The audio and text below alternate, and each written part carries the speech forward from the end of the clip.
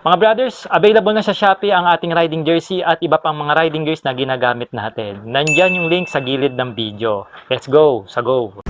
Mga brothers, welcome back sa ating test ride review. Ngayong episode, nagkaroon tayo ng pagkakataon para masakyan for the first time itong Rusi Adventure X150i. Ayan mga brothers. Bali ito mga brothers is pre-owned unit po ito dito sa Olonga po. It means repossessed po siya. Second hand mga brother. Bali almost brand new pa ito. Marumi lang.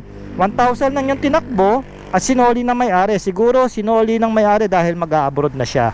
No? So for the price mga brothers, kung nagwa-wonder kayo, meron lang daw po itong down payment na 4,000 and then sa 3 years 3,300. Nas may rebate silang 3,000. So 3,000 na lang siya a month. Rebate pala 300, sorry. Ayan, kung interested po kayo at pwede nyo po ito puntahan dito sa Rusi Olongapo City branch. Pero ngayon mga brothers, pumayag sila na ma-test ride natin kahit dito lang. At least mapakita ko sa inyo yung kanyang performance. Madama natin siya kung paano yung kanyang riding ergonomics, no, yung performance niya magligo-liko at mga kung ano-ano pang mararamdaman natin dito sa motor na ito. So mga brothers, let's go sa go!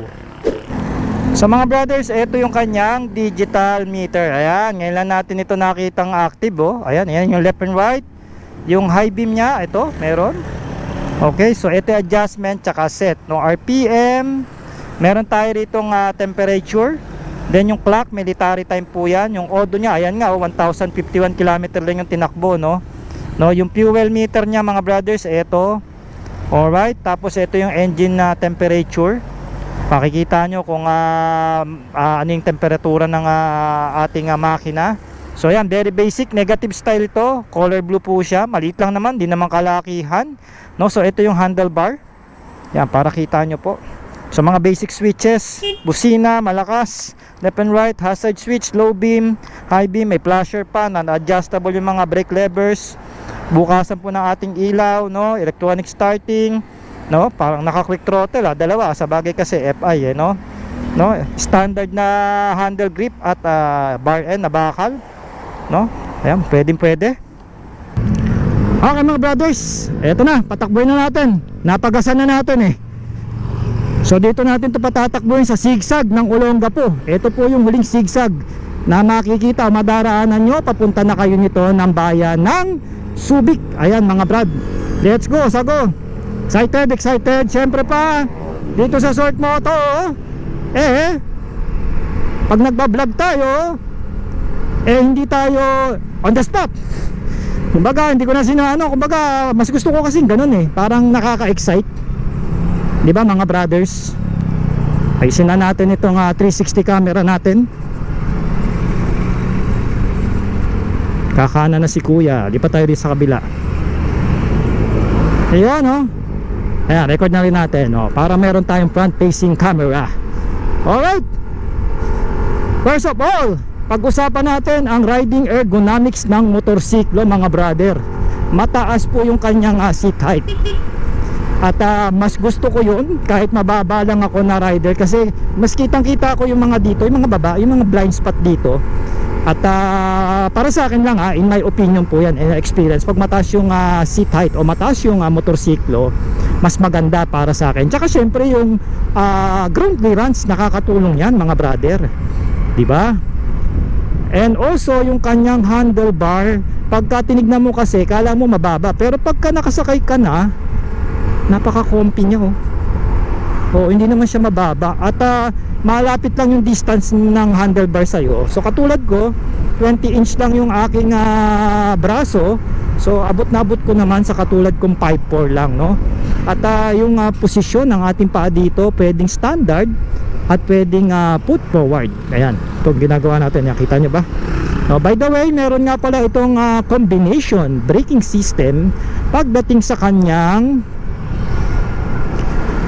safety mga brothers. Ayan, so kahit paano, although wala siyang ABS, meron naman siyang CBS, kasi kung gagawin ito ng Rusi ng ng ABS, baka magdagdag sila rito ng around 5,000 to 10,000 pesos kung lalagyan nila ng front ABS or dual channel ABS. Ayan, okay. At medyo yung medyo crunchy siya tumakbo kasi naka dual sports Alam niyo yun, yung ganung feeling Yan, lalo na pag ano siya, yung mabagal yung kanyang takbo mga brother, mararamdaman nyo. Alright, tuloy ang vlog. Alright, so syempre nandito tayo sa zigzag. Ang itetest kagad natin sa kanya yung kanyang mga pagliliko, yung performance niya po pagka bumabanking o banking o pag kinukurbada nyo na. Wow, sarap, very smoothy pare. Oh, sarap maninuhin ito Iba talaga pag adventure bike o adventure scooter ang gamit mo mga brothers. Ang talagang i-offer niya sa'yo comfort. Ayan. Tapos yung upuan pa, ang lambot, no? Swak pack, ang laki niya para sa aking pwetso. So mga malalaki kayong build, ayos na ayos to, pwede kayo, kayang-kaya kayong accommodate mga brothers, no? So pag lumiliko yung motor, hindi matigas ang ulo, wala ako nararamdamang bigat dito sa unahan o sa likuran, no? Parang hindi ka na parang pag nakahinto mabigat siya.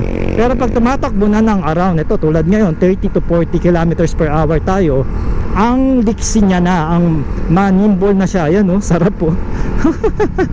Grabe, mag-enjoy kayo rito mga brothers pag nasakyan nyo. Ako, hindi ako mahihilig sa ganitong motor, pero pag nakakamaneho ako, lalo na pag first time ko, yung excitement level ko taas. Kasi sarap maninuhin Tsaka pag nakaka-review ako ng ganitong motorsiklo, tulad nitong ADB ng Rusi, ang sarap gamitin sa long ride. Talaga yung comfort, yung madi-differentiate mo siya sa mga dekambyo. Ito, hindi ako pagod, hindi ako masyadong gulagulanit. Ayos na ayos, no? By the way, adjustable, binaba ko lang. Pwede yung taas, para hindi kayo masyadong bugbog. Ako kasi mas gusto ko may humahampas sa akin na hangin, no? Hindi tayo pwedeng umarangkada rito mga brothers, syempre delikado. At solid yellow lane po yan, bawal na bawal tayo dyan, no? Ayan, no? And sa cornering, yeah, all goods. At hindi kayo mahihirapan sa cornering dito. Siguro kahit may angkas pa kayo, okay lang. When it comes naman sa kanyang suspension, may tagtag po konti yung likod. Konting-konti lang naman. Kasi for the reference, 50 kilo lang ako, magang lang ako Siguro maglalaro yung shock nito o mauhuli nyo yung sweet spot niya kung mga 60 kilogram kayo mga brother. Or meron kayong angkas, look at the view. Yan. Pero sa katulad kong 50, talagang expected ko kagad pag magre-review ko ng motor, matagtag na yung likod kasi magaang lang ako, no? Isang lang ako mga brother, isang sakong bigas kung ika nga, no? 50 kilogram ayan, bumaba na lalo yung timbang ko, dati 52 pa no? At yeah, suspension sa unahan naman maganda yung binibigay niyang performance, maganda naman yung kasagutan ng shock niya. Sa likod lang naman, pero hindi naman siya deal breaker, no? Kasi sa akin hindi naman ako maselan sa shock, no? Tsaka yung upuan makapal, tumutulong naman sa absorption kahit papano. Ayan, no? Medyo crunchy lang siya tumakbo kasi nga yung gulong niya malalaki yung blocks dahil dual sports. Yeah. Dito straight to masusubukan natin sa arangkada yung motorsiklo. Tingnan natin. Pagka muna kumanang kuya, ayan wow. Malakas din ang motor ng Rusi. Humuhuni siya, parang aeroplano. No, may lakas din siya mga brothers, pero hindi naman nakaka-overwhelm yung kanyang lakas. Hindi ka naman yung para maiiwan, no? Bibigyan kanya ng medyo swabing arangkada. Ito, papanik to dito. Saan ka ba kuya? Ayan good siya Wow, sarap So kung nagmamadali ka at gusto mo mag-overtake, pwede naman. At wag mo namang masyadong gagawin, baka maaksidente ka. Ang ganda, nakikita ko yung ilaw niya pag nakabukas dito sa kotse nagre-reflect. Dalawang projector lamp pala ang headlight nito, no? Ayan arangkada goods, sakto lang, hindi naman sobrang lakas, hindi naman sobrang hina, no? Pwede na for the 150cc na ADB adventure scooter mga brothers. Kano lang ba presyo nito? Alam ko nasa 100k no? At syempre yung kanyang vibration sakto lang, hindi naman malakas, hindi kagaya ng mga GY6 engine. Hindi na po ito GY6 mga brother no? Kung gusto niyo po malaman kung saan po talaga yung origin ng motor na to, nasa Yinggang po ito galing. Doon po kinuha ng Rusian sa Yinggang. Alam natin ng Yinggang isa sa mga quality maglabas ng motorsiklo noong pa man, no? Classic 250 doon din galing. Ayan, so subok na, tagal na rin silang kumukuha ang Rusi doon, no? Anyway, yeah, pagdating sa kanyang arangkada, pasado na sa akin to, kasi ay adventure bike naman to, hindi naman ito performance scooter, no? At ito dual sports, pwede nyong ipasok sa mga light off-road, light trail off-road, no? Yung mga malulupa, may konting bato, pero yung trail ay hindi pwede to, no? Negative mga brad, kasi nakamags, no? So may papasok si kuya, ayan, no? Alright, singit tayo rito. Okay. Sarap maninuhin talaga. Traffic pa yan, ha. Tsaka sa traffic, di kayo pahihirapan ito. Yun lang, magtutukod-tukod kayo kung maghihinto kayo. I suggest pwede nyo naman isang tukod lang yung paa, kasi mataas nga yung seat height nya, eh. Ganun ko siya ginagawa pagka kanina nakahinto ako. Habang nagpapagas, ang padang yung nakalabas, kasi pag dalawa, tiptoe, eh. Medyo tingkayad na. Oh, yan, oh. O, ito na, Barreto na tayo, oh. Hometown, singit tayo dito. Oh, lakas, oh. Oh, lakas, oh. Oh, ang lakas, oh. Pwede. Ayan, oh, pagka binirit mo, talagang maganda yung ano ng maplo. Maririnig mo talaga ako, naka full face helmet na ako. Oh, nagagalit yung makina. Diba kasi minsan may tahimik, eh. Pero itong karakteristik ni Adventure 150 AIX, sabing X sa gitna, Adventure X150i, talagang magigil yung makina niya pag binigyan mo siya ng gasolina. Ayan, pero hindi ma-vibrate, sakto lang. Oh, di ba? Oh, yun, oh. Preno, ganda yung preno. Hindi ko pa nasasagad, eh, pero I can say sensitive yung preno niya dahil bago pa yung disc pad. Alright, balik tayo sa ating review. Pabalik na tayo ngayon dito sa Rusi, Calaclan. Hanggang dito lang tayo sa Barreto. Sarap nyo. Minsan ganito yung gusto ko review mga brothers, parang pre-run. Yung patakboy mo lang, yeah? Then kung ano yung mararamdaman mo, sabihin mo, no? By the way, traffic, good siya. Madaling singit. Kitang kita mo yung mga blind spot mo dito, hindi ka sasabit, no? Mataas ang riding confidence mo kasi mataas siya. Yun lang, kung mababa ka, it takes time na madama yung motor, lalo na pagka ganitong mataas yung kanyang seat height. Oo, banking goods, ayos. O, di ba? May big bike pa, oh. Grabe. O, di ba? O, ayan, o. Natatakbo tayo ng around na 60. O, di ba? Hindi ka dito kayo, no? Comfort. Oh, si Kuya Jess yun, no? Hinabol ni Kuya Jess, oh. Grabe, oh.